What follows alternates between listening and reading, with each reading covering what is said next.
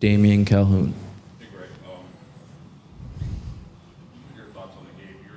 It's a game where you guys seem to appear to be in control for at least 65, 70 minutes, and then the bottom sort of falls out on you. What are your thoughts on it? Yeah, I agree. I think kind of coincides with a soft penalty kick call that the problem I have in this situation is there's 3 other situations that are no less contact than that, and he always looked at us as if we're diving. The whole time he says play on every time one of our guys is in a situation like that and gets a moderate amount of contact and goes down. For him, it's always diving. Mickey early, it was others along the way. But in this one, he decides he wants to change the game. And that's, I don't know, for me, that's tough. Then we have to be more resilient in the situation when it happens. And yeah, we gave up a goal and went to 1-1, and we've got to be able to compose ourselves or recompose ourselves, reassert ourselves into the game, get on the ball. And again, one play at a time, try to grab back hold of the game and create some chances and see if we can win it, but stay steady in our positioning. I think once it goes 1-1, we get a little bit erratic in some of our actions. We try to do more than we need to do in situations instead of letting the ball just move and move them around. And the game starts to get a little bit transitional. They're starting to hit balls in behind the back line of us. It's starting to the game's getting very vertical at that point. And so, yeah, and then what are you going to say about the second goal? Honestly, there's nothing to say about it. It's at the end of the day, it should have ended 1-1 on what I think is a soft penalty call, but we allowed another goal that just can't happen, and that becomes the difference in the result. I think the control of the game, I think, changes a little bit because of the emotion of the game and us maybe getting a little bit. I don't know, overeager, pressing a little bit once it goes 1-1 and we press ourselves out of good positions and things like that, where we had good solid control prior to that. The game sort of turned, I guess, when you took off Tucker there. He had a good night up until that point. What was your you got to bring on Joe for somebody, but just your thoughts on that move there? I thought Tucker had a good night, and the reality is, in the grand scheme of things, we've got to get Joe going, and the next stage for Joe is to build his fitness and his minutes, and he doesn't get to 45 minutes without getting 30 minutes. He doesn't get to 90 without getting 30. So you bring him in because, you hope Joe can give you something in transition. We were up 1-0, and you think, oh, there's going to be some transition moments in which we can put Joe in behind the back line and we can create some problems. And that becomes, I don't think we lost really control in that moment. I think it was a little bit after that, honestly, because I still thought we were able to get Joe on the ball in some good areas. I thought Diego was popping into some good spots. I thought Isaiah was able to carry through their pressure a number of times and get us moving into the other. I think it becomes the decisions that we're making in the final actions, and I think the game sort of switched on more on the defending and the situation that led to the penalty, and thereafter, I don't necessarily. I'm not sure how much it changed before that. I'd have to see the exact minutes, but I did feel like after that it started to adapt. When Christian came off, I felt like we were having a hard time playing through our striker, which Christian did a nice job, I think, course of the night. And then, of course, we went to 2 strikers when we were chasing it a little bit more, and I don't think we got a whole lot out of that either. Greg, we've been looking back and forth at the goalkeepers, Novak to start the year and John coming in. John had a mistake last game, another mistake this game. Is that still a fluid situation for you? It could be. I mean, it certainly could be if they both want to leave the door open for one another. So, I hope not. Somebody needs to take ownership of it and be the guy. John did it all of last year and he's capable. He needs to bounce back, and but we'll see as we move forward. And I think, as Damian alluded to, you guys scored first for the first time in a league game this year. Had a lead for quite a while there.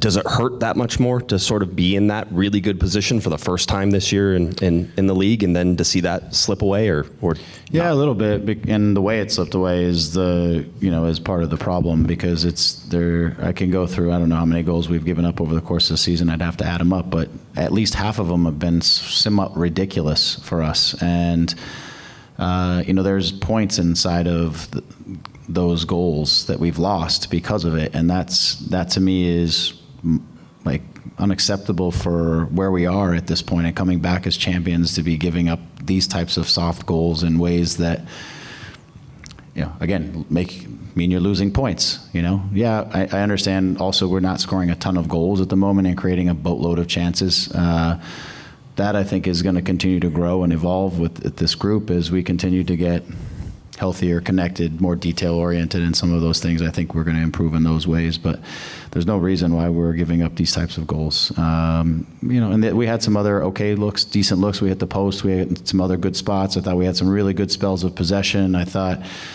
for 60 minutes, 50 minutes, I thought they didn't have great solutions for us. They tried to change the way they were pressing us. We reorganized the way we were setting up, and then we were able to break their lines and go at them again and again. And so, again, I thought there were tons of solutions inside the game, and we did a pretty good job of finding them, but you kill yourself, when you do things that give up goals, and then it changes the emotion of things because we've been battling to put ourselves in position to get 3 points, and then we lose that in one, two swift actions. So that's the disappointing part, yeah.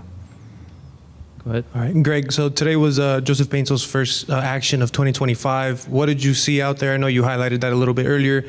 And what are some of the expectations? Is he still going to be on a minutes restriction for a few weeks? What does that look like for him? Yeah, I mean, I think he looks good moving-wise. I think he's going to continue to have to be sharp. He hasn't played a game since the MLS Cup, so it's been a while since he's had real match minutes, and so I think those things are going to come. It's for Joe. He's almost like he's in a preseason, but the rest of us are in the season, and we're in a season where we need to kick it into gear real fast. So I think it's just for him to establish a rhythm, get inside of the group, get aggressive about his plays. Sometimes he slows down the ball. Want to see him continue to speed up the game, and I think he's going to get there. It's a matter of getting rhythm and getting going. And his preseason is going to be out there for everybody to see. He doesn't get to do it out in Coachella where you get to make mistakes and you get to do things and it's free and all that. Now, unfortunately, he has to go through it in the preseason or in the regular season while the team is pushing to get on the right side of some of these results. So, but he's a pro and he's a hell of a player. So we'll work through it. Minutes restrictions, yeah, we'll have to build him up. We're not gonna. It's more important for us to keep Joe healthy and build him in the right way, and not just throw him out there and see what happens. So, yeah, we'll definitely be mindful over this next stretch of super busy games. And Greg, one more for me. Christian Ramirez, 4 goals, 4 games now, continues to roll. Seems like he's fitting into the formation better. I think he's dropping back in. And are you seeing that from him? Are you feeling like that puzzle piece is starting to fit a lot better? I do. I think he's adjusted. Where before he was hanging out in midfield positions and spending time in these low positions. I think now he's starting in high positions, and when we need him, he's arriving into the position, linking up the play, and then getting out. And then that's putting him in better positions when we do get into final actions where, he's able to work the spaces behind the center backs and get himself into good scoring positions. So, yeah, I think he's adapting to the group and the needs of our group. We need to keep providing him with opportunities, and hopefully he'll keep finding the back of the net. It's good to get him into rhythm, and it's nice when you have forwards that score. But we've got to continue to contribute around him as well. And we got one final question on Zoom. One right here. Go ahead, Gilbert. Go ahead. Yeah. Still on the Christian Ramirez form. How are you relying on his form while also, encouraging other players to help you offensively? Yeah, I think Christian's a cerebral player when he's out there, so he also helped us on the defensive side. I think he was really smart about how he was kind of dictating, sitting on pivots, dictating the direction of the game, not letting him come in between us a lot of times. Like he was very wise, I think, about how he was also working on the defending side in addition to the attacking stuff that I think is improving. So again, I think his overall contribution was really solid, So there's other guys around him who just, whether it's, I don't know exactly the question, but the guys who are around him that need to continue to help contribution-wise on goals and assists, things like that. We know, I'm pretty confident that Gabe's going to find his way into the goals and assists and get going. I think as we can can create more danger from different areas of the field. It starts to soften up some of the areas around Gabe where teams, I think, have focused a lot on Gabe's side and trying to even overload that side defensively or not release out, sometimes just sit inside of there, which has made hard for Gabe. But I think as guys start to contribute, I think things will start to open up for others, and that's something that we need to happen. And I think it will as we, again, as Joe gets going and obviously I thought Tucker had a good night, and I do like Diego on the inside at times being able to help us, which is something we haven't really been able to do through the course of the season. So these are things that I think will help us on the attacking side as we continue to move forward. And Sophie, go ahead. Hi, Greg. I must have looked at that penalty 100 times where I'm watching, and I couldn't see the penalty. Two questions. One is, are you surprised the referee didn't go to the screen? It just seems like the logical thing to do. And secondly, what was the vibe in the dressing room with the players? Because I can imagine after self-inflicted wounds, they must be exceptionally disappointed, and it might be tough to pick them up from that.